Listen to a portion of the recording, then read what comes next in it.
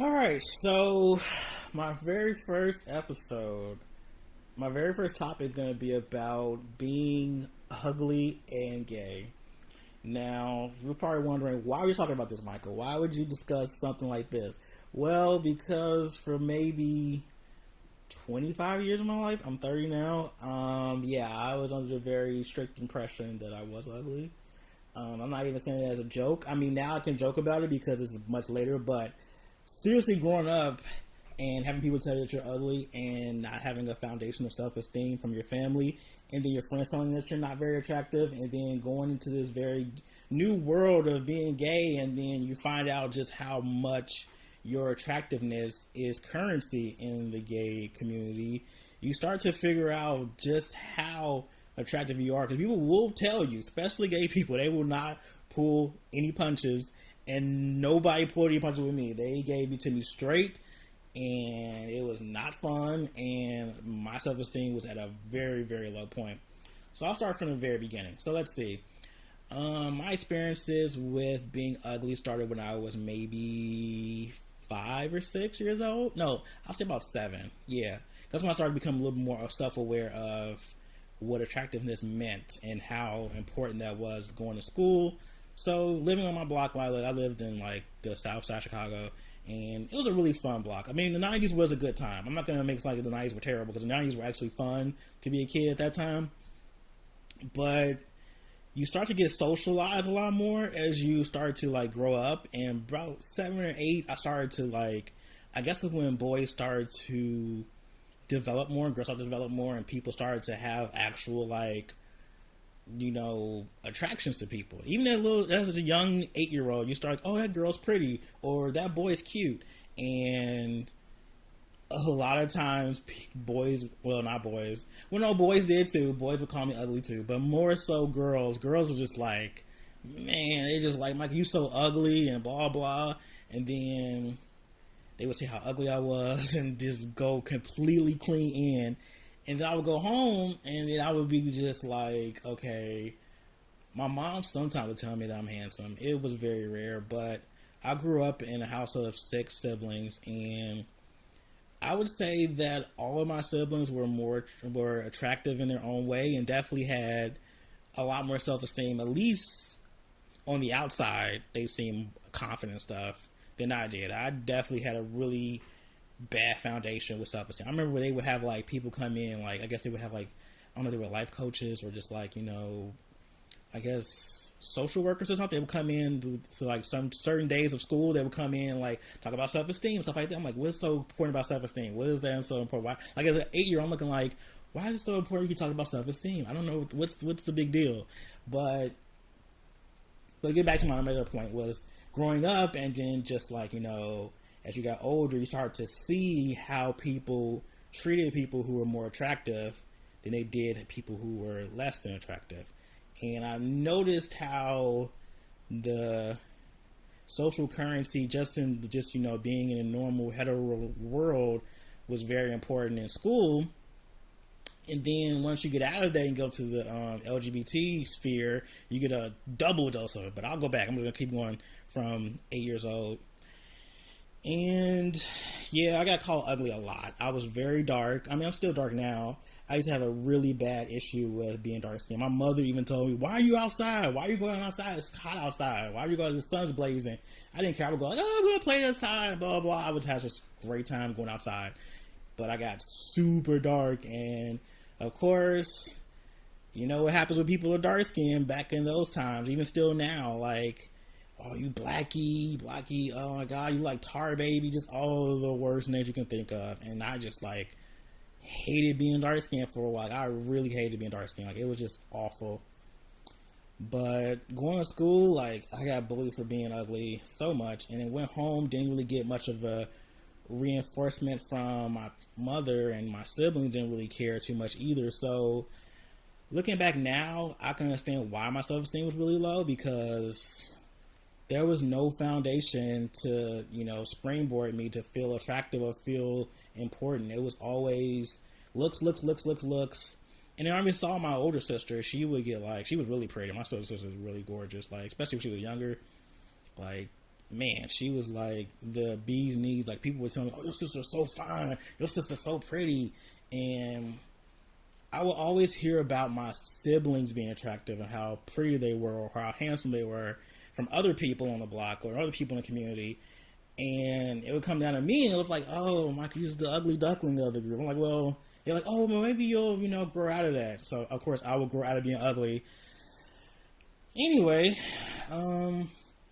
fast forward. So, yeah, many years of being an adolescent, just feeling like you're ugly until I would say I got to the apex of this discussion of ugliness. The first round, so this is the first go around where it really hit. So I was in 7th grade, and I'll never forget this. In my classroom, they had like I guess you can call it like a rating system. Like they put everyone's name down, and they had everybody rate them from a 1 to I think a 5, I think a 1 or a 10, one or the other. So we had like 28 girls and like maybe 8 or 9 boys in the classroom. So 28 girls voted. They pretty much rated me on my looks. This is like I'm 13 years old at the time. So 28 girls, and then I came back, and then one of the girls, her name was Deja Neighbor, and I'll never forget her. She kind of ruined my entire like elementary school experience because this pretty much haunted me for the rest of my life until I got therapy and got over it finally. But I still remember that like to this day. So she read the names out loud, how many points each boy got. It was only 8 or 9 of us in the class, so it was really easy to go through all of them. Mind you, I think my teacher was out doing something, so we were kind of like doing this. It was like the end of the year, so like towards like maybe May of the school year, so we didn't have a lot going on. I think we did our tests and stuff. We did our standardized tests. We had our finals and everything, so we were pretty much done. We were just pretty much just hanging out in school, pretty much. So yeah, she listed every boy. She went from the boys who had the most points, which of course were the popular boys, the attractive ones, the ones on the basketball team, the usual suspects. So she started going down the list, and then she got to me and this other guy, I forgot his name, and me and him both got 5s. Mind you, there are 28 girls in this classroom, so there were a lot of girls who gave me 0s, and she said that out loud. She made sure everybody heard it. People were laughing. I felt like complete trash. Like, it hurt so bad. Like, my self-esteem was in the toilet. Like, complete toilet. Like, it was so bad where... And then my friends that I had at the time, they really didn't do much to help me feel better about it. It kind of made me feel worse. They were like, oh, well, good thing I'm not ugly. And I was like, oh, thanks. Like, that makes me feel so much better about this. So yeah, that was that. I kind of ended the school year hating everybody in elementary school. Those were really hard times. Like, honestly, like that was tough. So I went to high school, and that's when I'm like, oh my God, who are these new people? Who are these new people? This is when my sexuality started to like go into overdrive, because you're like, when you're in middle school and elementary school, you see the same people every day. It's like the same 30, 40 people you see every single year. So you're used to seeing them, and your attractions for them may dwindle. But going to high school, mind you, I'm like 14, and then there's like people like 18 years old about to graduate. I'm like, oh my God, who is that? Who is this? Oh my God, who's that guy? I'm just like everywhere. Like, it's like, pew! Like my brain exploded when I got to high school. And that's when I knew that's when it confirmed, like, okay, Michael, you're not like other boys. You're probably a little different, which was okay. Well, it was okay then, but at the time it wasn't okay. So I pretty much didn't know what to do. I think high school wasn't as bad of an experience when it came to my looks as far as like in school. But then when I came out, which happened when I was 16, and started to really get inundated into the gay community and just being gay and young and a teenager, that's when the second layer of you're ugly came, because gay people definitely let me know off the bat at 16, 17 that I was really ugly, and my friends were bad looking than me, and they had more access in the community than I ever would have. And people treated them way better than they treated me. They treated me like complete junk. The way, that meme, Poor Michelle, that was literally me. I was the Michelle of this trio that I had. And I was just like, man, Like they treated me like complete trash. Like people, gay men in my teen years treated me so horribly for being considered ugly. It was just like, and then one thing that did was just made me more bitter and made me more like looks oriented too. So then I couldn't really do nothing about being ugly. So I was like, okay, well, Michael, what can you do to make yourself look better? So I would try to dress down.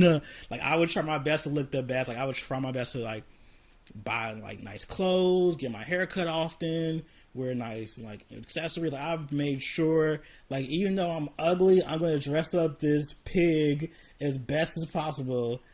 Even though you dress a pig up, it's still a pig at the end of the day, and that's how people looked at me still. So a lot of gay people that I would meet, they treated me like I was a second class citizen growing up, like 16, 17, 18, 19 years old. They treated my friends like royalty. Like they were like, oh my God, like they were so pretty. And mind you, my friends were very attractive. Like they were like the quintessential black gay beauty, like pretty boy prince type thing. Like they were just so attractive. And I noticed the difference. Like I saw how people treated me. It wasn't fun. A lot of times I would go home like feeling like complete trash a lot of times. So I'm like, I don't know. Like my whole idea of being gay was inundated with my attractiveness, and I knew at that point that if this is all there is, then I'm just gonna be just miserable the rest of my life. Which brings me to the next apex of the ugly situation. These said friends of mine, they would make, I don't want to say they made me feel ugly, but they definitely reminded me that I was ugly. I'm actually gonna make a separate video about being fat and gay, because that's a different experience than just being ugly. Because I feel like you can overcome being ugly in the gay community by just being like super ripped and buff and stuff like that. If you like work on your body and maybe your face isn't exactly a 10 to gay people or people in general, aesthetically speaking, you can still get by with like a 6-pack and like abs and, you know, a really nice body. So yeah, being fat is another thing in itself. So yeah, so I went through being gay and a teenager and feeling completely ugly and not having anyone really like help me through that. I didn't know what to do. I was like, well, I'm just ugly and that's it. And being fed the information made me very conscious about looks and stuff. So I would seek out guys who were way more attractive than I was, because I felt like, oh, well, even if I'm ugly, I can pull a dude that's more attractive than me. I'm the shit, blah, blah, blah.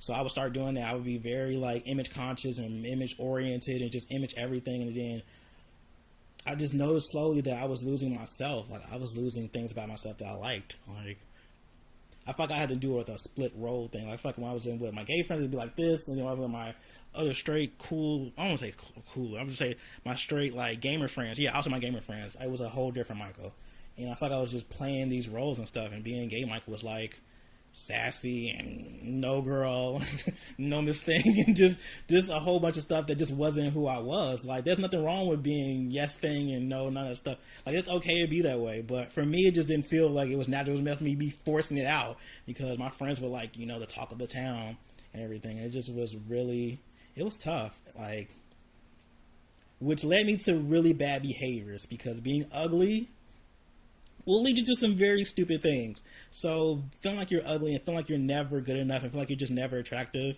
and no one instilling that in you, you look for validation everywhere else. So I looked at validation like, oh, well, if he has sex with me, if he finds me sexually desirable, then I must be attractive, which is not the case at all. But as a 21-year-old, you're like, oh man, he thinks I'm hot because he wants to have sex. Yeah, sex. So I went on a very, very, terrible stream of like having way too much sex. Not like sex positive, like I'm just a sexual being, a sexual agent. It was more so like I was trying to fuck my way to feel better about myself, even though after it was, oh, I felt like a piece of meat and just feel like trash anyway. So I just kept doing that. I had sex a lot, like maybe 3 or 4 times a day. I was on Grindr all day. I was on Grindr at work. Like I was just everywhere. I had like all the apps on my phone. Like I was just like, once the apps came into my life, that just like sealed the deal. And even dating was like tough because people are like, oh, Michael, you're actually really cute, or you're really attractive. And I was like, I don't believe you. You're just telling me that because you feel sorry for me. And then becomes this defeatist attitude that I had. I'm like, okay, you're only telling me this because you feel sorry for me. So I don't want to hear you're not telling me the truth. And it took a while for me to actually feel attractive. Like, it took me a long, long time to feel like, Michael, you're not ugly. You're a handsome young man. Maybe it took me a long time. And therapy definitely helped, because I think without therapy, I probably would still think I'm like this ugly creature monster thing that just like nobody wants. So yeah, being ugly in the gay community, however way that looks for you, is really tough. Like, it's so hard. And not having a support system to help you feel better about yourself, whether that's family, whether that's friends, whether that's church, whether that's anything that people who are supporting you, if you don't have that support system, you're going to probably feel like trash for the rest of your life. And yeah, I definitely felt like trash for like majority of my life. I've always felt very, very subconscious about my looks. Very, like, I had acne. Like, I have acne right now. Like, I have an acne thing right here. And yeah, it was tough. Like, it was just really hard. And going through therapy, doing the actual work to unlearn these really toxic behaviors and unlearn a lot of these like messages that I was given at an early age definitely helped me now have a better sense of self-esteem and not be so conscious about my looks and just all that stuff. And just like, because being black and gay is already hard enough, and then you compound that with being ugly, and you have no, like, you're just like, bam, like, it's just like you're just pushed down even further. You have no sense of self, no voice, no nothing. You're just like, you're just existing in this community and not feeling like you actually matter. And I want to tell you, if you feel like you're ugly and you feel like you've been told you're ugly all your life, you do matter. You exist. Your existence matters. And yeah, I think I rambled on enough about being ugly. Yeah. So tell me what you think. What is your views on attractiveness? How do you feel better about your self-esteem? Do you have issues with your self-esteem, or just feeling ugly, or feeling like you're just not cute enough to be in the gay community? Just, send me a comment. Follow me on Twitter, the Miracle. Follow me on Instagram. Yeah, I'm everywhere. So yeah, just follow me. I'm more than willing to talk. So yeah, leave a comment too. I love comments. Like, I'm a comment whore. So leave a comment. Thanks for watching this very long video. And yeah, I'll see you guys next time.